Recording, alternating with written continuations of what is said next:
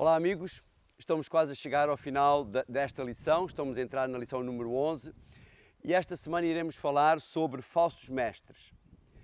Pedro, quando começou o seu ministério, deparou-se com o primeiro problema criado por Satanás para a igreja que nascia.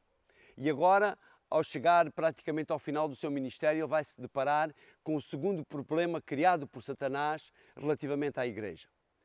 Como ele próprio escreve na primeira carta, e vimos há algum tempo atrás, Pedro diz que Satanás brame como um leão buscando a quem possa tragar.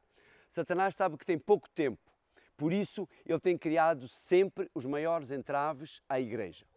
No começo da igreja, ele criou a perseguição física à igreja, quer dentro em Israel, pelos próprios judeus, pelos sacerdotes, pelos aqueles que eram os dirigentes de Israel, aos novos cristãos, e posteriormente com o crescimento do cristianismo, com o alargamento do cristianismo para fora de Israel, o Império Romano começa a perseguir esta religião que crescia, a que um autor antigo disse que o sangue dos cristãos é semente. Aqueles que eram mortos nas arenas, muitas vezes parecia que faziam gerar novos cristãos. E agora Pedro vai falar sobre os problemas que surgem. E um dos problemas que começa a surgir naquela altura, criado por Satanás, é exatamente um problema interno dentro da igreja. E que problema é esse?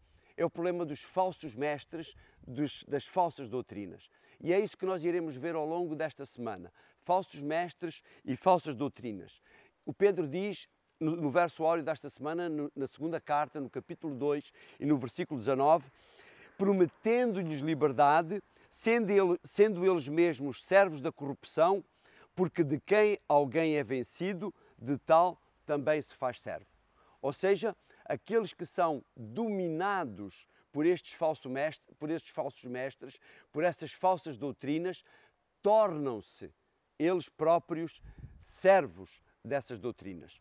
Acompanha e vê se ao longo desta semana consegues tirar algumas lições, porque aquilo que Satanás fez no passado é exatamente aquilo que ele está a fazer nos tempos modernos.